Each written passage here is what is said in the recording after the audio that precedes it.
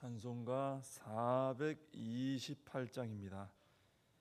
내 영혼의 햇빛이니 주 영광 찬란해.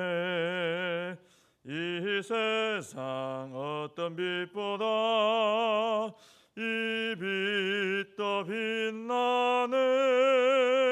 주의 영광 빛난 광채 내게 비춰 주시옵소서. 그 밝은 얼굴 배울 때 나의 영혼 기쁘다. 내 영혼에 노래 있으니 주 찬양합니다. 주 귀를 기울이시사 다 듣고 계시네. 주의 영광 빛난 광채 내게 비춰 주시옵소서. 그 밝은 얼굴 배울 때 나의 영혼 기쁘다. 내 영혼의 봄날 되어서 주 함께 하실 때 그 평화 내게 깃들고 주은 해 꽃피네.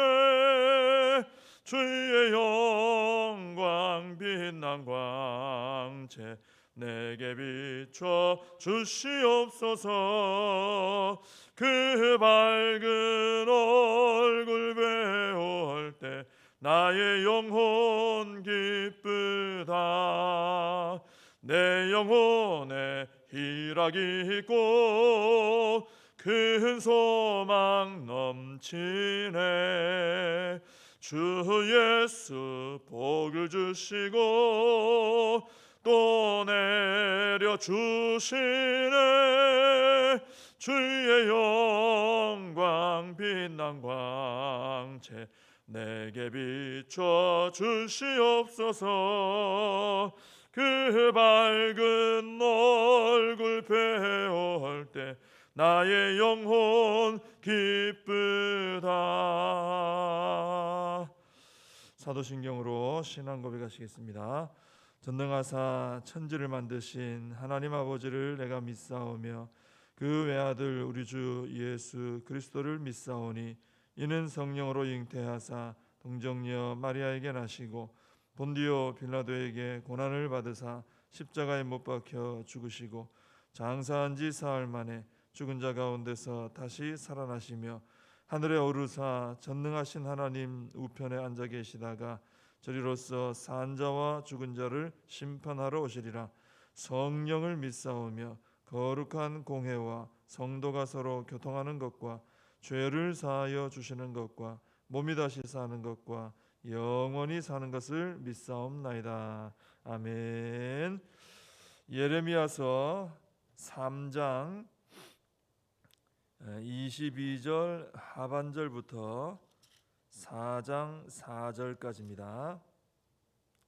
예레미야 3장 22절 하반절부터 4장 4절까지 제가 봉독해 드리겠습니다. 보소서 우리가 주께 왔사오니 주는 우리 하나님 여호와이심이니이다. 작은 산들과 큰 산 위에서 떠드는 것은 참으로 헛된 일이라. 이스라엘의 구원은 진실로 우리 하나님 여호와께 있나이다. 부끄러운 그것이 우리가 청년의 때로부터 우리 조상들의 산업인 양떼와 소떼와 아들들과 딸들을 삼켜 싸운즉 우리는 수치 중에 눕겠고 우리의 치욕이 우리를 덮을 것이니 이는 우리와 우리 조상들이 청년의 때로부터 오늘까지 우리 하나님 여호와께 범죄하여 우리 하나님 여호와의 목소리에 순종하지 아니하였음이니이다. 여호와께서 이르시되 이스라엘아 네가 돌아오려거든 내게로 돌아오라. 네가 만일 나의 목전에서 가증한 것을 버리고 내가 흔들리지 아니하며 진실과 정의와 공의로 여호와의 삶을 두고 맹세하면 나라들이 나로 말미암아 스스로 복을 빌며 나로 말미암아 자랑하리라. 여호와께서 유다와 예루살렘 사람에게 이와 같이 이르노라. 너희 묵은 땅을 갈고 가시덤불에 파종하지 말라. 유다인과 예루살렘 주민들아, 너희는 스스로 할례를 행하여 너희 마음 가죽을 베고 나 여호와께 속하라. 그리하지 아니하면 너희 악행으로 말미암아 나의 분노가 불같이 일어나 사르리니 그것을 끌 자가 없으리라. 아멘. 오늘 이 3장 22절 하반절에서 25절까지는 진실한 회개의 내용이 나오고 있습니다. 계속 어떤 죄 지은 내용, 돌아오라는 내용, 이런 내용이 나왔는데 갑자기 회개의 내용이 나왔죠.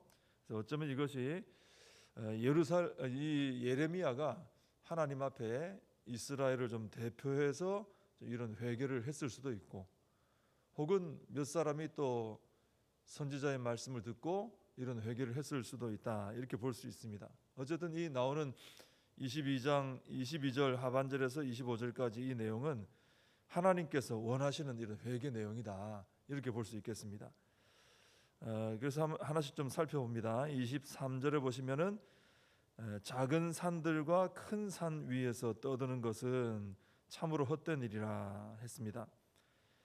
작은 산들, 큰 산 위에 떠드는다, 이건 앞에 여러 번 나왔지만 이스라엘이 우상 숭배했던 행위를 좀 설명하는 거, 묘사한 거죠. 이게 참으로 헛된 일이라 깨닫는 거죠. 그래서 진실한 회개가 되려면은 내가 했던 것이 죄다라는 걸 깨달아야 됩니다. 내가 했던 것이 그 죄구나, 우상 숭배가 죄구나, 그렇게 했던 것들이 하나님 앞에 죄구나, 이걸 깨달아야 이게 회개가 나오는 거죠. 그게 그렇게 헛된 일이었구나, 그죠? 내가 그렇게 살았던 게 참 헛된 것이네, 이걸 깨달아져야, 그래야 이제 진실로 하나님 잘못했습니다, 제 바른 삶으로 돌아가게 해주세요, 이런 회개가 나오는 것이죠. 그래서 죄를 깨닫는 것이 은혜다, 이렇게 할 수 있습니다. 은혜의 어떤 출발점처럼 이렇게 볼 수 있는 거죠. 그래서 우리에게도 우리가 이미 예수님의 십자가 보혈로 다 죄 씻음 받았지만, 또 살아가면서 우리가 늘 주님 말씀처럼 목욕은 했지만, 그죠? 손발은 또 씻어야 되거든요. 이런 회개 삶이 필요한데 죄를 깨닫는 은혜가 있게 해달라고 기도해야 됩니다. 죄를 내가 이게 죄구나 깨달아야 그걸 처리를 하지, 모르면 자꾸 쌓거든요. 쌓으면 그게 나에게 화가 되는 거죠. 죄를 깨닫는 은혜가 있어서 진실한 회개를 하며 살아갈 수 있게 해달라, 이렇게 항상 기도해야 되겠습니다. 죄를 깨닫는 동시에 또 하나 깨달아야 될 게 있는데, 바로 구원은 오직 하나님께 있다, 이것을 깨달아야 됩니다. 여기 구원은 이제 영혼의 구원도 말할 수 있겠고, 또 이 삶의 어떤 축복, 이런 것도 다 말할 수 있는 것인데, 이것이 하나님 앞에 가야만 받을 수 있다, 이걸 깨달아야 된다는 거죠. 23절 하반절이 이제 바로 그 내용을 말해주고 있는 것인데, 죄 지으며 사는 삶이 헛된 줄 알아도 하나님이 우리의 유일한 구원과 축복의 어떤 근원이 되신다, 이걸 모르면 또 다른 데 가서, 엉뚱한 데 가서 또 엎드릴 수 있어요. 이게 죄구나, 돌아섰는데 하나님 앞에 가지 않으면 또 다른 데 간다는 거죠. 그러니 우리가 진짜 회개하고 바르게 삶을 살기 위해서는, 첫째는 내가 했던 이 행위들이 죄라는 것을 깨닫는 은혜가 먼저 있어야 되고, 또 하나는 내가 하나님께로 가야만 진정한 복을 받을 수 있다, 이 두 가지를 깨달을 때 우리가 진정한 이 돌이킴, 회개가 가능하다라는 것입니다. 24절에 보면은 부끄러운 그것이 했는데, 이게 바로 우상 숭배한 죄를 말하는 거죠. 그 부끄러운 그것이라고 했습니다. 그것이 바로 우리가 청년의 때로부터, 옛적부터 우리 조상들의 산업이었던 양떼, 소떼, 아들들, 딸들을 삼켰다, 이렇게 말하고 있습니다. 양떼, 소떼, 아들, 딸 다 하나님의 축복이죠. 우상 숭배하고 죄 지은 것이 다 이런 하나님의 축복을 빼앗아 가버리는 거예요. 삼켜버리는 겁니다. 우리는 이 말씀을 통해서 이스라엘이 우상 숭배하면서 하나님께 바쳐야 될 양과 소를 우상에게 바쳤다는 걸 알 수 있어요. 또 하나, 심지어 자녀들까지 바쳐버렸구나, 이걸 알 수 있습니다. 당시에 좀 그런 우상이 숭배가 있었거든요. 자녀를 불에 막 던지고 이런 게 있었거든요. 자, 이렇게 우상 숭배는 하나님보다 내가 뭔가를 더 사랑하고 더 마음을 빼앗기고 이 우상 숭배 아닙니까? 오늘날에 이건 가장 소중한 것을 헛된 우상에게 바쳐버리는 어리석은 일을 하게 만드는 것입니다. 근데 오늘날 우상에게 자녀를 불태워 바치고 이런 일은 지금은 없죠. 예전에 고대 세계에 있었던 건데 그런 일 없지만은 실제로 막 불에 던지고 이러지는 않지만 자녀를 신앙으로 바르게 양육하지 못하게 되면은 이 자녀들이 진짜 불에 던져지지는 않겠지만 21세기 오늘날의 우상들에게 바쳐지는 제물이 될 수 있다는 것입니다. 자녀들의 영혼과 마음과 삶이 엉뚱한 것들에게 다 빼앗길 수 있다는 거예요. 오늘 여기서는 그런 고백을 했죠. 우상 숭배했더니 양과 소와 아들, 딸들이 다 삼켜졌다. 우상에게. 근데 오늘날에도 우리가 자녀들이 신앙으로 바로 서지 않으면은 분명히 뭔가 다른 것에 삼켜지게 돼 있어요. 이 세상의 어떤 문화나 가치관이나 이런 것에 빠지고 하나님을 떠나서 살아가는 이런 삶이 될 수 있다는 거죠. 그래서 우리는 나에게 하나님께서 선물로 주신 자녀의 신앙을 위해서 온 힘을 다해서 우리가 기도하고 또 신앙으로 이끌어야 할 줄로 믿습니다. 25절은 우상 숭배하며 하나님을 떠난 이스라엘이 수치 중에 눕고 치욕이 그들을 덮게 된다. 이렇게 고백을 하고 있습니다. 이것도 우상 숭배하며 살아간 자들이 얼마나 힘들게 살아가게 되느냐, 뭐 이런 화가 가운데 사느냐 이걸 보여주는 것인데 믿음을 지키면서 성실하게 하루를 산 사람은 밤에 잠자리에 누울 때 말이에요. 감사함으로 눕고 평안의 이불을 덮고 눕게 될 겁니다. 근데 죄 지으며 우상 숭배하며 이렇게 하루의 삶을 살게 되면은 밤에 잠자리에 들 때 수치 중에 눕고 치욕의 이불을 덮고 자게 된다. 그런 말씀입니다. 삶이 다르다는 거죠, 그죠? 그래서 그 사람의 삶이 참 어둡고 후회가 가득한 삶이 된다라는 것이죠. 우상 숭배자의 하루가 그렇게 마감되고 그 인생도 그렇게 마감되는 거죠. 그래서 우리는 하루를 마감하며 자리에 누울 때에 감사함으로 눕고 주님 안에서 평안의 이불을 덮고 누울 수 있도록 우리가 하루하루 하나님의 백성답게 믿음의 삶을 살아가야 할 줄로 믿습니다. 4장 1절에서 이제 4절까지는요.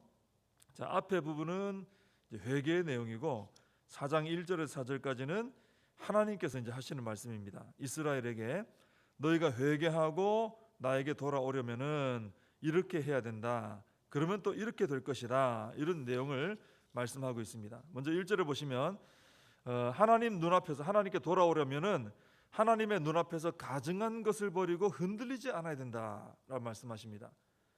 그러니까 우상을 가증한 것을 버리라 그랬죠. 우상을 끌어안은 채로 하나님께 돌아가는 수는 없어요. 그럴 수는 없어요. 그건 불가능하고 그 의미가 없는 행위입니다. 그건 돌이킨 게 아니죠. 또 하나 흔들리지 않아야 된다. 이건 뭐냐면은 우상을 버렸다 이거예요. 결단하고 우상이 이제 더 이상 나 이거 하나님보다 더 사랑하지 않겠습니다. 더 하나님보다 마음을 주지 않겠습니다. 돌이켰어요. 그리고는 하나님께로 갔단 말이죠. 근데도 계속 그 돌이킨 그거 자꾸 생각을 하는 거예요. 마음이 자꾸 거기 가 있어요.